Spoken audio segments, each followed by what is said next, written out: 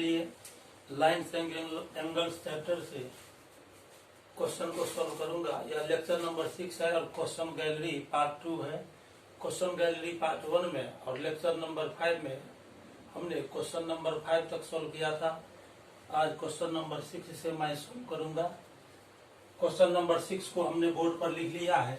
If a transversal intersects two lines such that the bisectors of a pair of corresponding angles are parallel, then prove that two lines are parallel।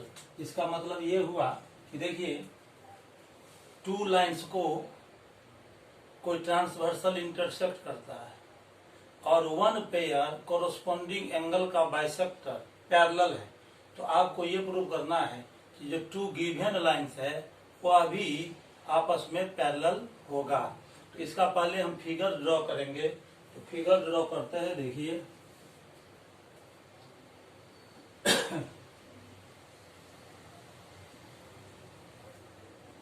ये मान लेते हैं to given lines है A B और C D. A B और C D two lines लेते हैं। इसको एक ट्रांसवर्सल इंटरसेक्ट कर रहा है।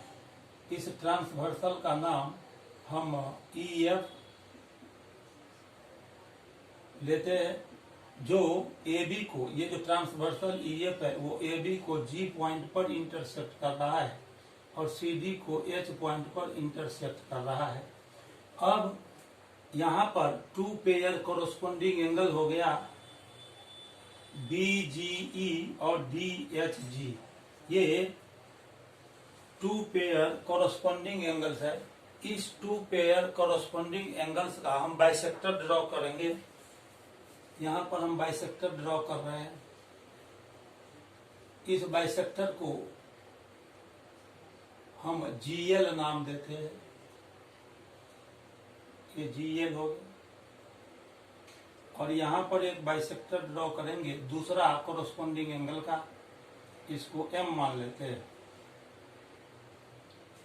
तो AB और CD टू गिवन लाइंस है। इसको EF ट्रांसवर्सल G और H पॉइंट पर इंटरसेक्ट करता है। GL एंगल BGE का बाइसेक्टर है और HM एंगल DHG का बाइसेक्टर है। तो ये जो बाइसेक्टर है वह आपस में पैरेलल है। ये दोनों बाइसेक्टर आपस में पैरेलल है। तो आपको ये प्रूव करना है कि AB लाइन और CD लाइन भी आपस में पैरेलल होगा। तो पहले गिवन में लिखते हैं। यहाँ लिखेंगे गिवन में क्या क्या दिया हुआ है। यहाँ लिखेंगे two lines AB and CD are intersected by the transversal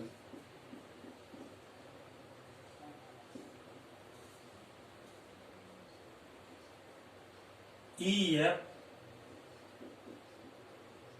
at the points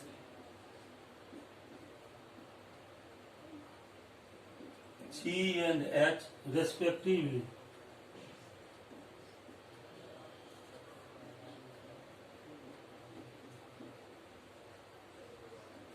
और ये GL एंगल BGE का बाइसेक्टर है। GL bisects angle BGE and HM bisects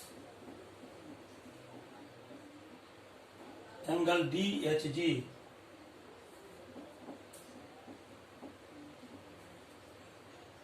अब इसके बाद लिखेंगे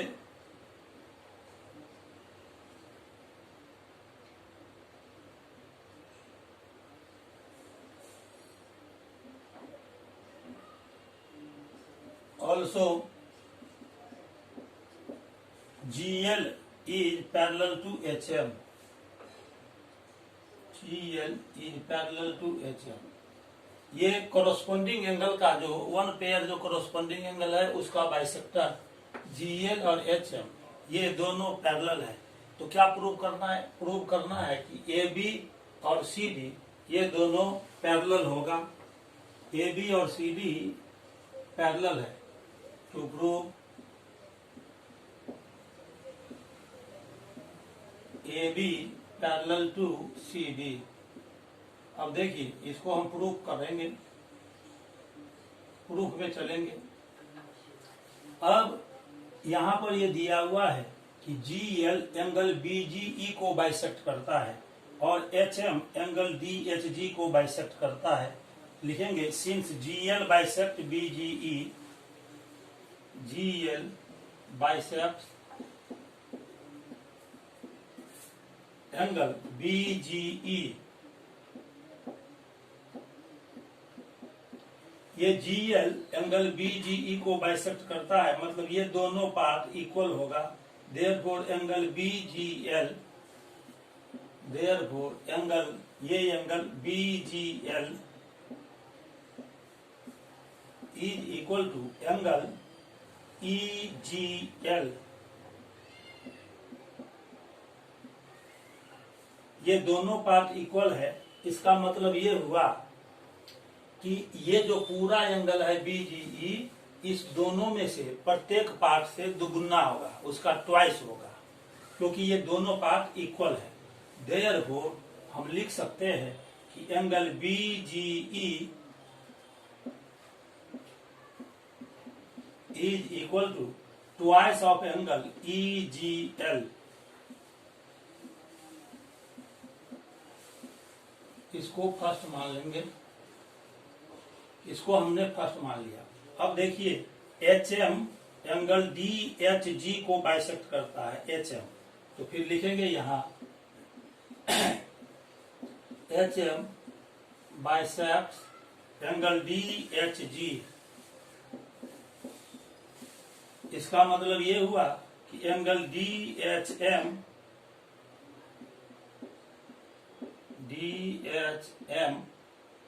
इज इक्वल टू GHM।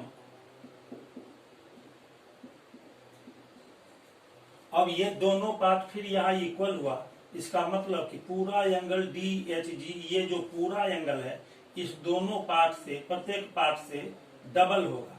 तो हम लिख सकते हैं एंगल DHG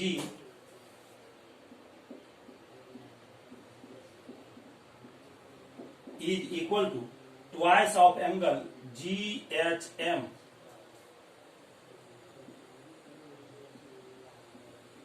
ये सेकंड मान लेंगे। अब इतना करने के बाद अब आप देखिए कि ये GL और HM ये दोनों पैरेलल दिया हुआ है, तो इसको लिखेंगे GL parallel HM। Again GM नहीं GL ये पैरेलल है HM के, ये क्वेश्चन में दिया हुआ है, ये दोनों पैरेलल है। अब आप यहाँ पर फिगर देखिए, ये जो GL है और HM है, यहाँ पर हम GL और HM ड्रॉ कर रहे हैं। ये GL है और ये HM है, ये दोनों पैरेलल है और यहाँ एक ट्रांसवर्सल इससे आके मिल रहा है, ये E पॉइंट है। तो GL और HM ये दोनों पैरेलल है और यह ट्रांसवर्सल हो गया। यहाँ देखिए EH ट्रांसवर्सल है, तो ये दोनों पैरेलल लाइन है और ये ट्रांसवर्सल हो गया, EH ट्रांसवर्सल है, तो ये कोरोस्पोंडिंग एंगल होगा जो कि इक्वल होगा।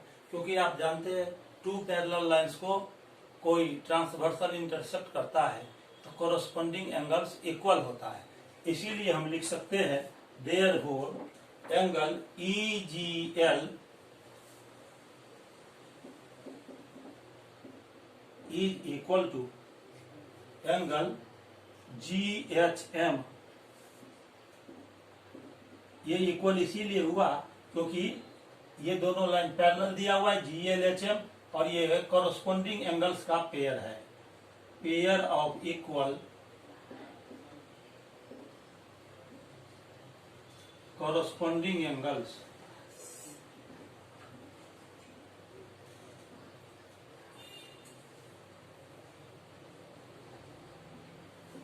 अब ये EGL और GHM ये दोनों इक्वल है, तो इसका ट्वाइस भी इक्वल होगा। आप जानते हैं कि कोई टू थिंग्स यदि इक्वल हो तो उसका डबल भी इक्वल होता है।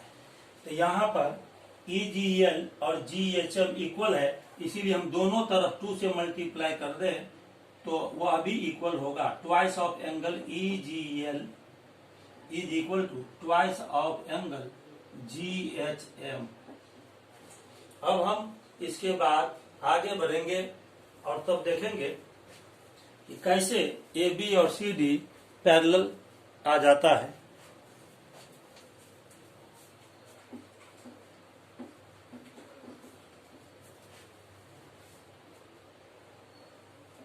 अब देखिए ट्वाइस एंगल EGL है और ट्वाइस एंगल GHM है। तो ट्वाइस एंगल EGL का फर्स्ट में हमने वैल्यू निकाल लिया BGE। तो यहाँ ट्वाइस एंगल EGL है और यहाँ भी ट्वाइस एंगल EGL है। तो twice angle EGL angle BGE के इक्वल है, तो ये ट्वाइस एंगल EGL है। उसके जगह पर हम लिख देंगे एंगल BGE लिखेंगे, तो लिख देंगे यहाँ angle BGE is equal to, और यहाँ ट्वाइस एंगल GHM है और यहाँ देखिए सेकंड में twice angle GHM angle DHG के इक्वल है। तो ये जो ट्वाइस एंगल GHM है यहाँ भी और यहाँ भी, तो twice angle GHM angle DHG के इक्वल है, इसलिए ट्वाइस एंगल GHM के जगह पर हम DHG लिख देंगे is equal to angle DHG using 1 and 2।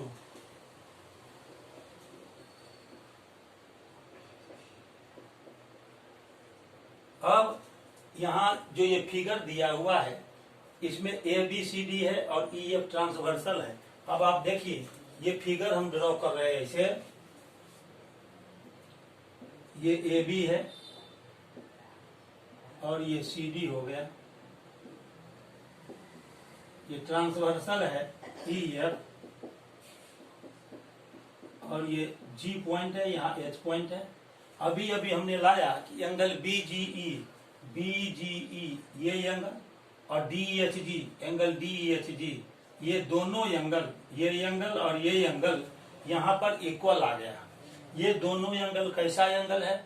Corresponding angle का पेयर है जो कि इक्वल आ चुका है। आप जानते हैं कि टू लाइंस को यदि कोई ट्रांसवर्सल इंटरसेक्ट करे और कॉरस्पॉन्डिंग एंगल इक्वल हो तो वह दोनों लाइन पैरेलल होता है। तो हम यहाँ पर लिखेंगे, यहाँ कॉरस्पॉन्डिंग एंगल इक्वल आ गया, इसीलिए AB और CD पैरेलल हो जाएगा। लिखेंगे एंगल BGE और DHG, angle BGE and angle DHG are equal corresponding angles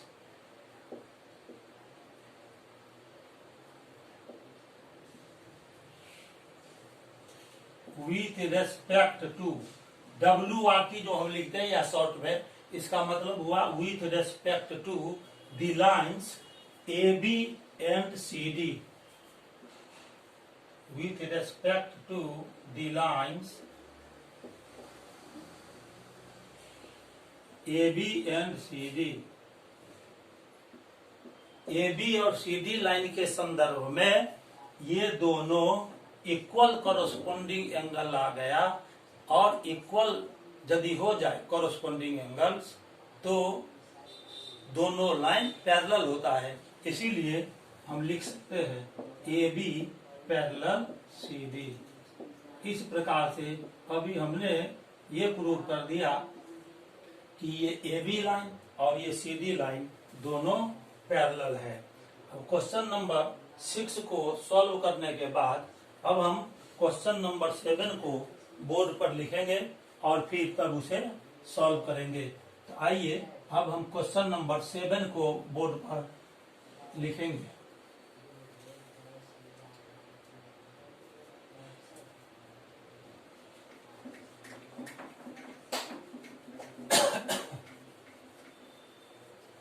question number 7 को अब हम बोर्ड पर लिखने जा रहे हैं।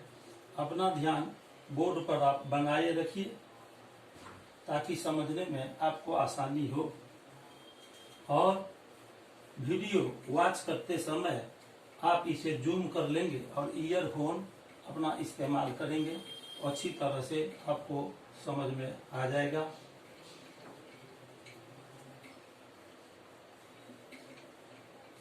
यदि मेरा हर वीडियो लेक्चर आप प्राप्त करना चाहते हैं तो इसे सब्सक्राइब कर दीजिए और बेल आइकॉन पर क्लिक करके ऑल पर सेट कर दीजिए, ताकि मैं जैसे ही YouTube पर अपना लेक्चर वीडियो अपलोड करूं तो आप तक यह सबसे पहले पहुंच जाए। अब मैं अगला क्वेश्चन लिखूंगा, क्वेश्चन नंबर 7।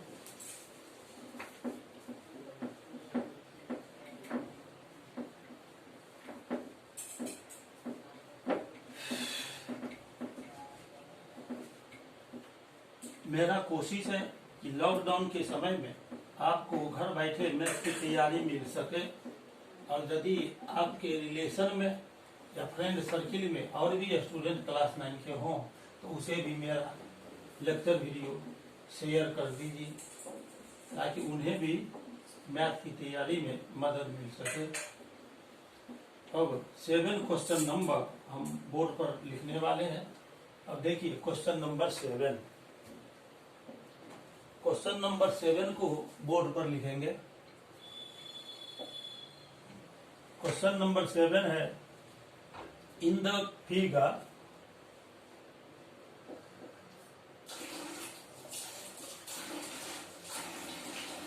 ये जो गिवन फिगर है उसमें देखिए P Q parallel S T दिया हुआ है। P Q parallel S T, angle P Q R is equal to 110 degree and angle RST is equal to 130 degree.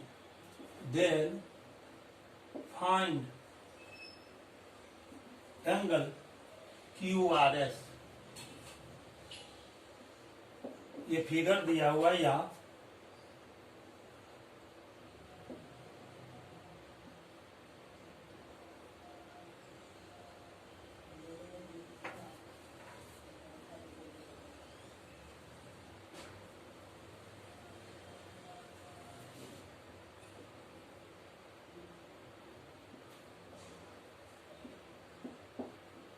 ये एंगल है 130 डिग्री और यहाँ पर 110 डिग्री दिया हुआ है। ये पॉइंट Q है, तो आपको ये एंगल फाइंड करना है, QRS एंगल फाइंड करना है। आइए अब इसको सॉल्व करेंगे। ये क्वेश्चन दिया हुआ है और इसे हमें सॉल्व करना है। अपना ध्यान बोर्ड पर बनाए रखिए।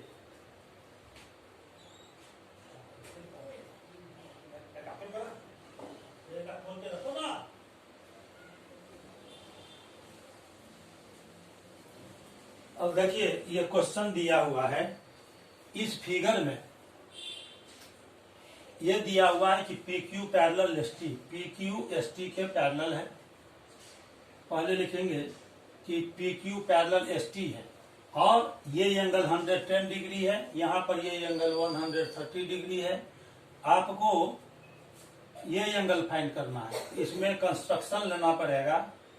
कंस्ट्रक्शन लेने के लिए आर से होते हुए एक लाइन ड्रॉ करेंगे। पॉइंट आर से होते हुए एक लाइन हम ड्रॉ करते हैं, है ना। इस लाइन का अब नाम रख लेंगे एल एम। आर पॉइंट से होते हुए एक लाइन हम ड्रॉ करते हैं। तो इसको जब आप सॉल्व करेंगे तो सॉल्यूशन में भी आपको फिगर बनाना है। एग्जाम में यदि क्वेश्चन आता है तो आपको जहां सॉल्व करेंगे वहां भी फिगर आपको ड्रॉ करना होगा। ये पी क्यू है,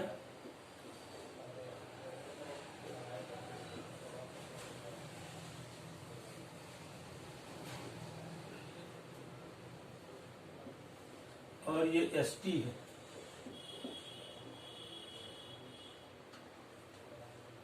ये एंगल दिया हुआ है 110 डिग्री और ये दिया हुआ है 130 डिग्री। ये पॉइंट आर है। अब क्या करेंगे, आर पॉइंट से होते हुए एक लाइन ड्रॉ करेंगे जो पी क्यू के पैरेलल है।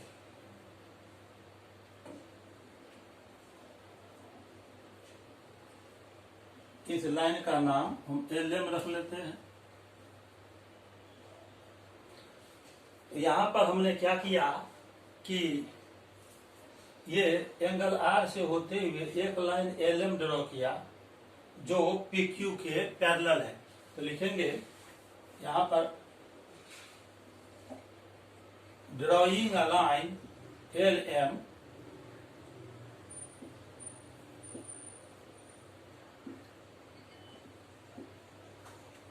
through the point R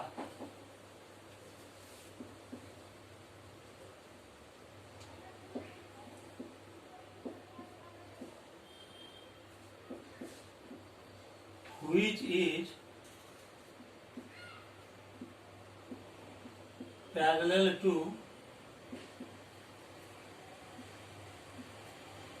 PQ, जो PQ के पैरेलल है। यहाँ आर पॉइंट से होते हुए एक हम लाइन खींचेंगे एल एम जो पी क्यू के पैरेलल है। अब यहाँ पर देखिए ये एल एम लाइन हम पी क्यू के पैरेलल ड्रॉ किए हैं। ये एल एम पी क्यू के पैरेलल ड्रॉ किए हैं, पी क्यू के पैरेलल। सिंस एल एम, ये L M parallel P Q, but और पी क्यू किसके पैरेलल है, एस टी के पैरेलल है। तो P Q parallel S T, तो एल एम पी क्यू के पैरेलल है और पी क्यू एस टी के पैरेलल है। इसका मतलब हुआ कि एल एम पी क्यू और एस टी तीनों ही पैरेलल हो गया। एल एम पी क्यू और एस टी ये तीनों पैरेलल हो गया। देयरफॉर हम लिख सकते हैं L M parallel P Q parallel S T, तीनों लाइन पैरेलल हो गया। अब यहां देखिए ये एल एम एस टी के पैरेलल है। नाउ ये एल एम एस टी के पैरेलल है, एम पैरेलल एस टी, ये एल एम एस टी के पैरेलल है। तो इसका मतलब ये हुआ कि ये जो एंगल हुआ आर एस टी और एस आर एम, ये दोनों एंगल, ये एंगल और ये एंगल को इंटीरियर एंगल हुआ। एस टी और एल एम के केस में एस आर हो गया ट्रांसवर्सल, इसीलिए ये दोनों एंगल हो गया को इंटीरियर एंगल, उसका सम हो जाएगा 180 degree. Therefore angle R S T plus angle S R M is equal to 180 degree. ये दोनों सम हो गया को इंटीरियर एंगल्स का, sum of co interior angles.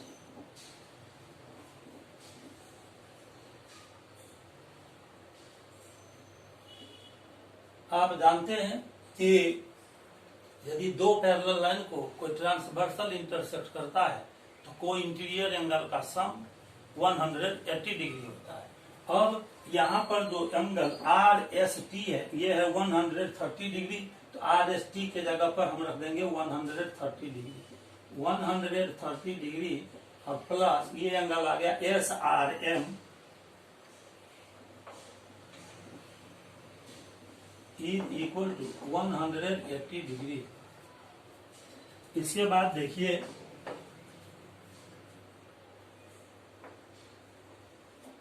यहाँ पर SRM निकालना है तो 130 डिग्री को हम राइट साइड शिफ्ट करेंगे। Angle SRM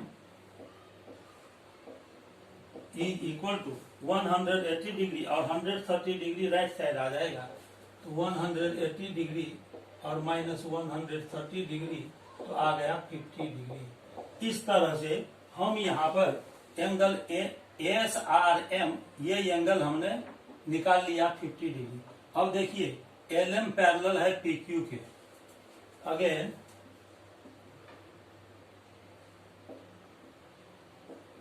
LM parallel PQ, ये LM लाइन है, ये PQ के पैरेलल है और यहाँ पर QR ट्रांसवर्सल है। यहाँ फिगर देखिए, ये हो गया LM और ये हो गया PQ,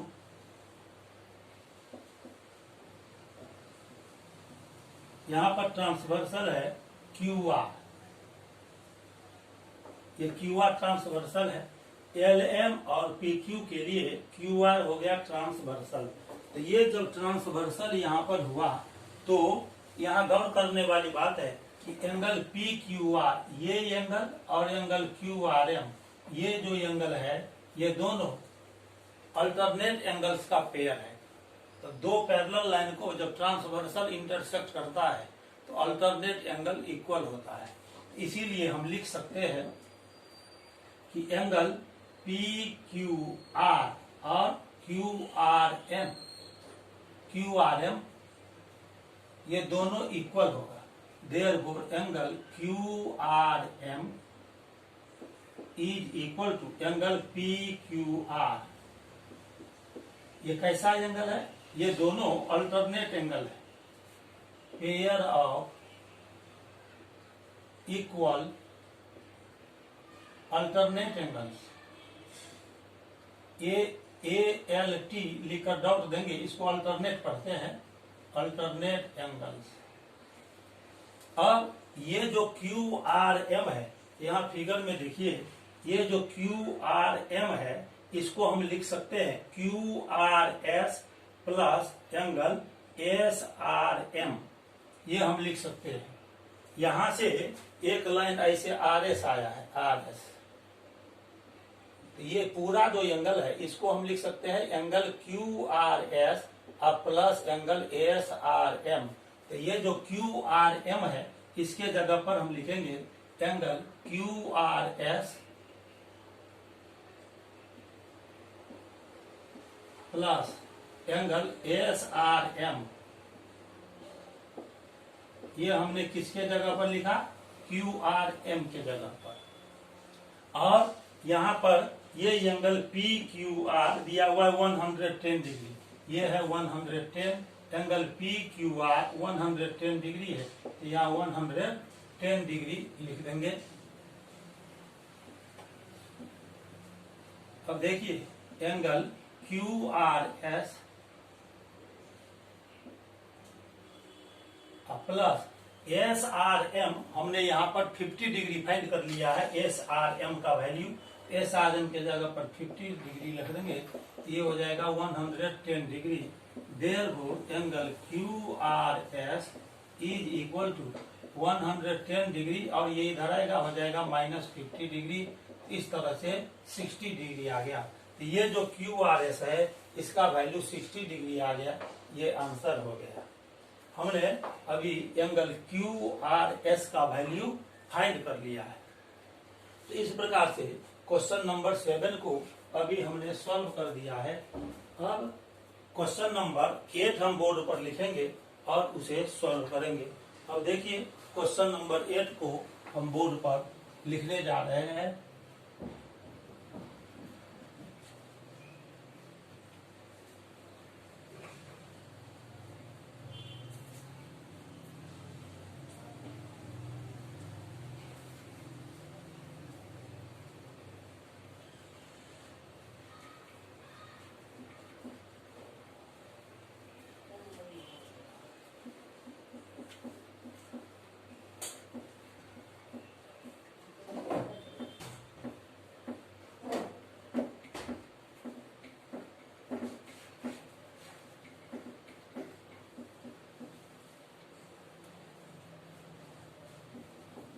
क्वेश्चन नंबर 8 भी फिगर बेस्ड क्वेश्चन है, जिसे हम बोर्ड पर अभी लिखेंगे।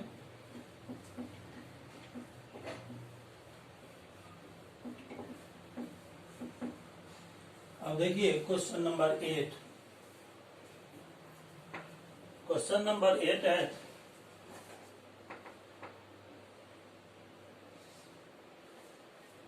In the given figure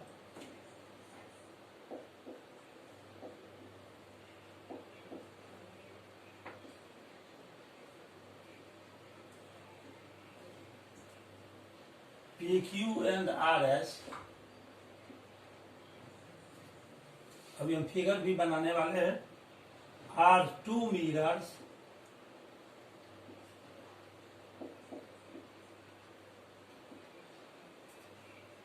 placed parallel to each other, placed parallel to each other,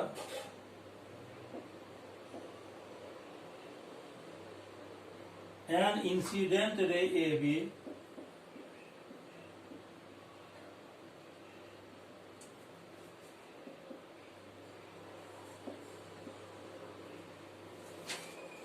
strikes the mirror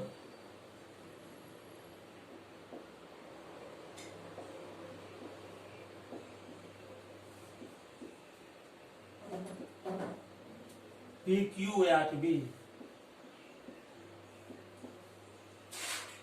The reflected ray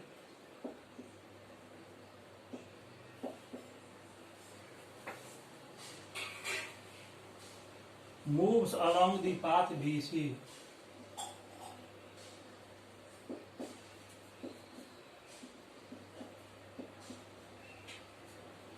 And strikes the mirror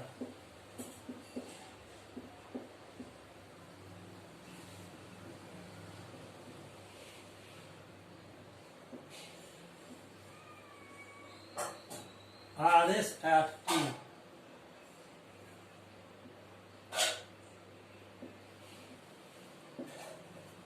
RS at C and again reflects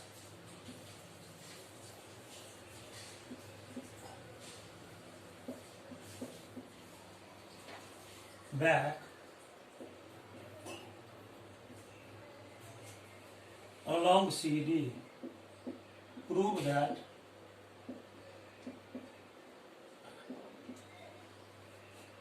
AB parallel to CD। अब देखिए यहाँ पर अब अभी figure बनेंगे। ये figure दिया हुआ है, यह एक मिरर है PQ,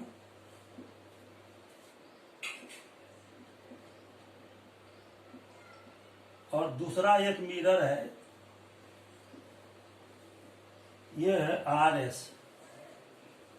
दोनों एक दूसरे के पैरेलल रखा हुआ है। यहां से एक रे AB PQ को स्ट्राइक करता है B पॉइंट पर, और ये यहां से रिफ्लेक्ट होकर के मिरर RS को C पॉइंट पर स्ट्राइक करता है, और फिर दूसरे मिरर से भी ये BC रे रिफ्लेक्ट हो जाता है इसे।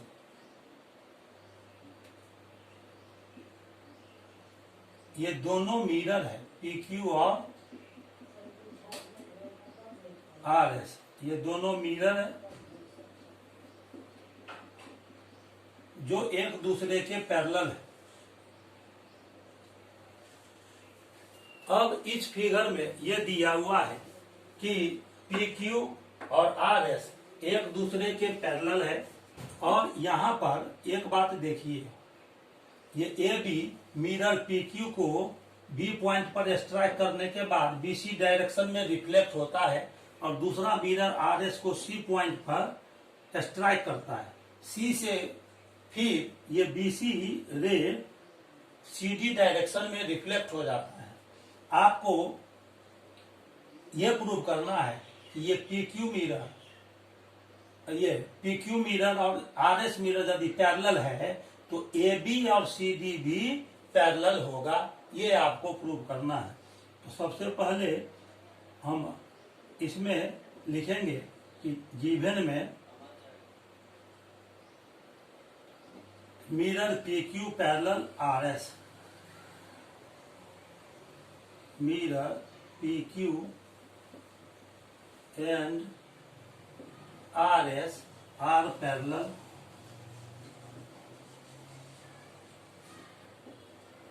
ए b, ray a B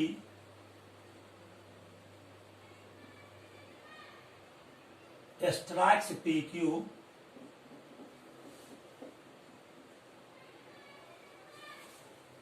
mirror PQ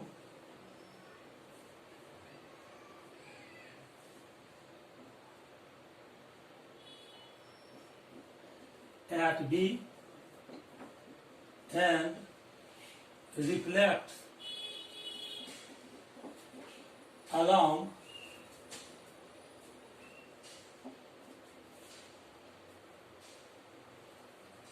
BC।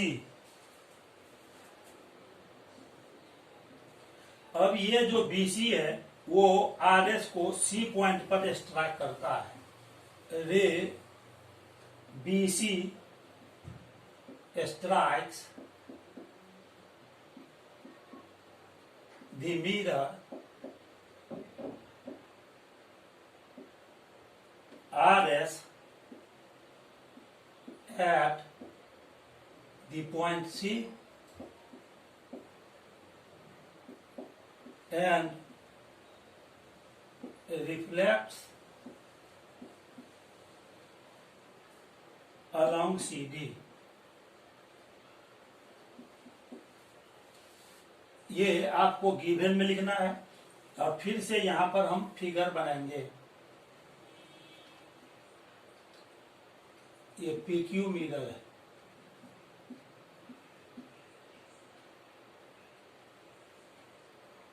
और ये मिरर है RS।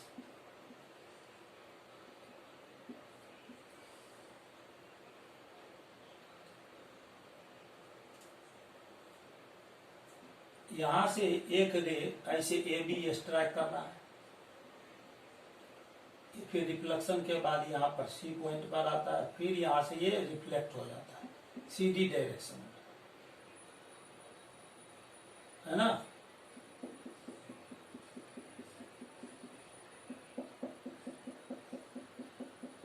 आपको प्रूव करना है, to prove AB parallel CD, AB और CD ये पैरेलल होगा। अब कंस्ट्रक्शन लेंगे, कंस्ट्रक्शन में देखिए, इसको बनाने के लिए कंस्ट्रक्शन लेना पड़ेगा।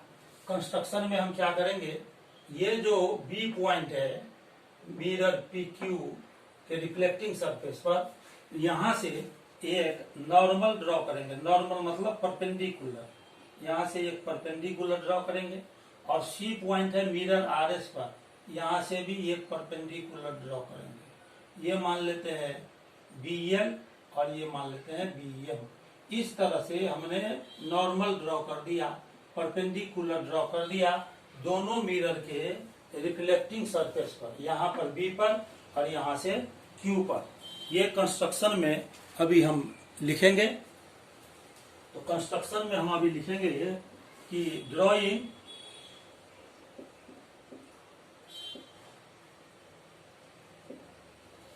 BL normal,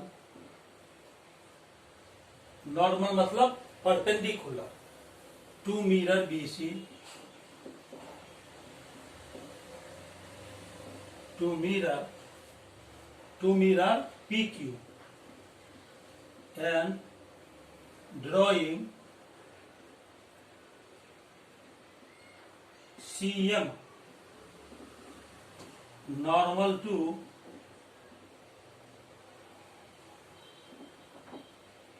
mirror RS।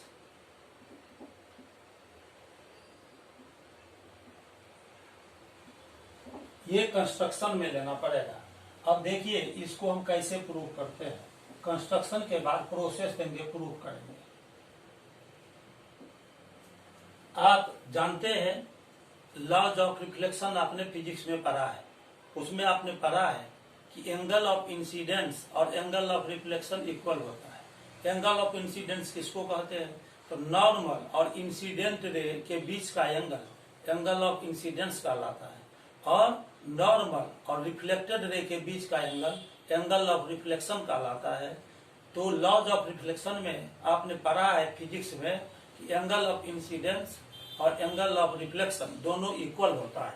यहाँ पर देखिए, ये ए बी है इंसिडेंट रे और बी सी है रिफ्लेक्टेड रे। किस मिरर के लिए? PQ मिरर के लिए। तो ये जो एंगल हुआ ए बी और बी एल के बीच, ये एंगल हो जाएगा एंगल ऑफ इंसिडेंस, और नॉर्मल बी एल और रिफ्लेक्टेड रे बी सी के बीच का एंगल ये हो जाएगा रिफ्लेक्टेड रे, जो कि इक्वल होगा। तो लिखेंगे according to laws of reflection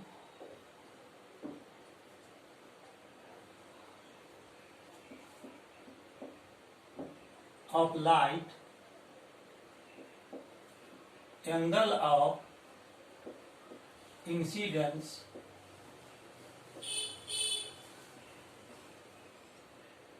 is equal to होता है एंगल ऑफ रिफ्लेक्शन। ये आपने फिजिक्स में पढ़ा है, उसको यहाँ पर फॉलो करेंगे। इसीलिए for mirror PQ, for mirror PQ mirror के लिए ये एंगल ऑफ इंसिडेंस है, ये एंगल ऑफ रिफ्लेक्शन है। तो लिखेंगे angle ABL, angle ABL is equal to angle CBL। यहाँ पर एंगल ऑफ इंसिडेंस और एंगल ऑफ रिफ्लेक्शन ये दोनों इक्वल हो गया। तो ये दोनों इक्वल है, इसका मतलब ये पूरा जो एंगल लेंगे ABC किसी एक एंगल का डबल होगा। ये जो दो एंगल बन रहा है ABL और CBL, इस दोनों में से प्रत्येक का डबल होगा एंगल ABC। इसका मतलब हो गया कि ये जो एंगल ABC हुआ, एंगल ABC, ये ट्वाइस हो जाएगा किस एंगल का? यहाँ पर हम लेंगे CBL का, एंगल CBL, इसको हम मान लेंगे 1। अब चलिए मिरर RS के लिए, for mirror RS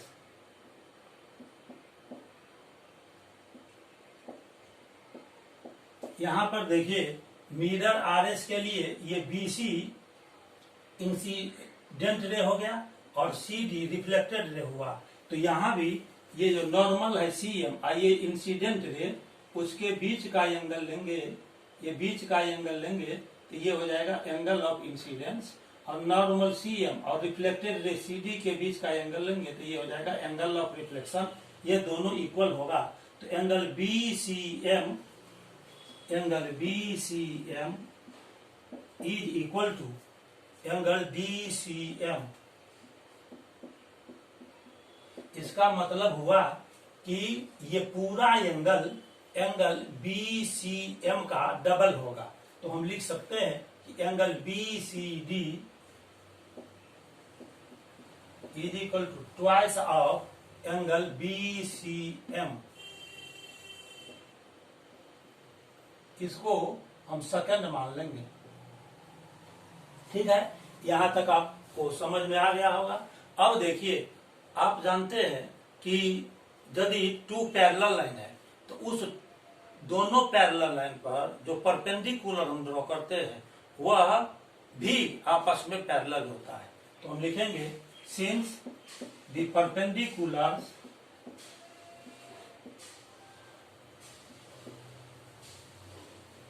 drawn to two parallel lines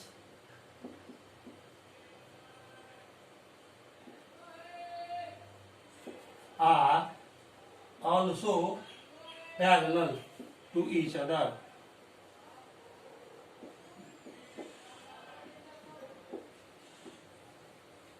दो पैरेलल लाइन पर जो परपेंडिकुलर लाइन होता है वह भी आपस में पैरेलल होता है। यहाँ पर देखिए PQ पैरेलल है RS है यार, PQ पैरेलल RS एंड, और ये एल बी पी क्यू पर परपेंडिकुलर है, L B perpendicular to P Q.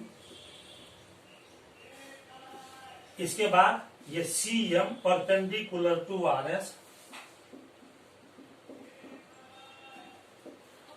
ये पी क्यू और आर एस पैरेलल है, और एल बी पी क्यू पर परपेंडिकुलर है और सी एम आर एस पर परपेंडिकुलर है, इसीलिए बी एल और सी एम ये दोनों भी पैरेलल होगा। Therefore B L parallel to C M, ये दोनों पैरेलल हो गया। अब यहाँ पर हम एक फिगर ड्रॉ कर रहे हैं, ये बी एल और सी एम का। यहाँ देखिए, ये हो गया बी एल और यहां से हो गया ये सी एम, ठीक है। ये बी एल हो गया और ये सी एम हो गया। यहां से बी सी ट्रांसवर्सल आ रहा है, ये बी सी ट्रांसवर्सल है, ये दोनों पैरेलल है, बी एल और सी एम पैरेलल है, बी सी ट्रांसवर्सल हो गया, इसीलिए ये जो दोनों एंगल है ये अल्टरनेट एंगल हो गया।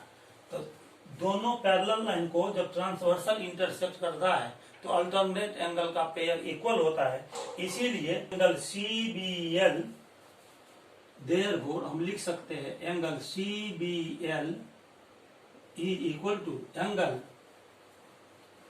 ये बी सी एम। यहां पर लिखेंगे pair of equal alternate angles, pair of equal alternate angles. यहां पर एंगल सी बी एम और यहां पर एंगल बी सी एम, ये दोनों हमने इक्वल लाया है, इसको हम थर्ड मान लेंगे, इसको हमने यहां पर थर्ड मान लिया। ये दोनों एंगल इक्वल है, इसीलिए दोनों का ट्वाइस भी इक्वल होगा। क्योंकि दोनों एंगल इक्वल है, इसीलिए यदि हम दोनों तरफ 2 से मल्टीप्लाई कर देंगे तो वह भी इक्वल होगा, यानी इसका ट्वाइस और इसका ट्वाइस इक्वल होगा।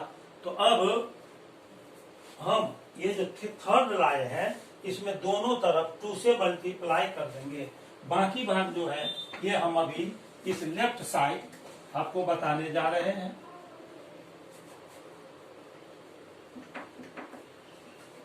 अब देखिए, ये जो थर्ड इक्वेशन आया है उसमें दोनों तरफ हम 2 से मल्टीप्लाई कर देंगे।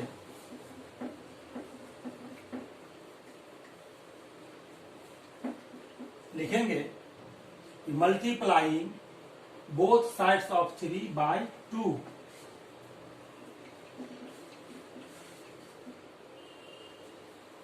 बाकी भाग हम इधर लिख रहे हैं, यहां पर लिख दे रहे हैं रिमेनिंग पार्ट, रिमेनिंग पार्ट, ठीक है। यहां जो अभी हमने ये थर्ड लाया है इसके आगे का पोर्शन हम लेफ्ट साइड लिख रहे हैं, यहां पर लिख रहे हैं। तो लिखेंगे multiplying both sides of 3 by 2 वी है।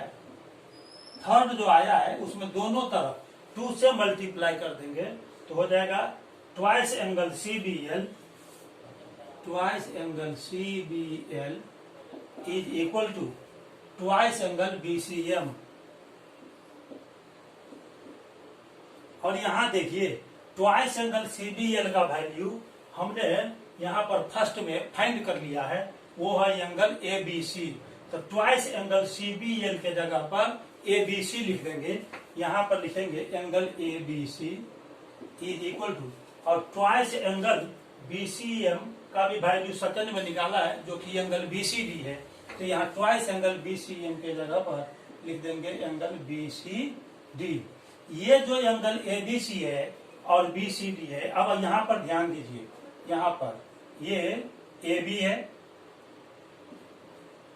और यहां से एक ये ट्रांसवर्सल आ गया और यहां से ये सी डी हो गया, ये सी डी है। अभी अभी यहां आया है कि angle A B C, angle A B C ये एंगल और एंगल बी सी डी, ये दोनों angle, angle A B C और एंगल बी सी डी, ये दोनों इक्वल आ गया। ये कैसा एंगल है? ये अल्टरनेट एंगल है। ए बी लाइन और सी डी लाइन के संदर्भ में ये दोनों एंगल अल्टरनेट एंगल है, जो कि अभी अभी इक्वल आया। यहाँ पर देखिए angle A B C is equal to angle B C D. तो हम लिखेंगे कि angle A B C and angle B C D are, ये दोनों अल्टरनेट एंगल आ गया। किस लाइन के संदर्भ में? ए बी और सी डी के संदर्भ में। ठीक है, तो angle A B C and B C D are equal alternate angle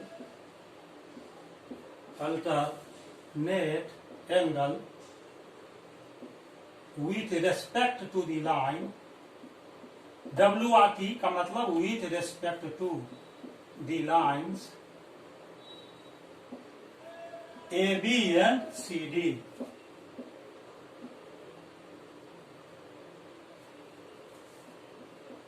AB और CD लाइन के संदर्भ में एंगल ABC और एंगल BCD ये अल्टरनेट एंगल है कि जो कि इक्वल आ गया। और जब दो लाइन को कोई ट्रांसवर्सल इंटरसेक्ट करता है, अल्टरनेट एंगल इक्वल होता है, तो वो दोनों लाइन पैरेलल होता है। इसीलिए ये AB और CD पैरेलल हो जाएगा। देयरफॉर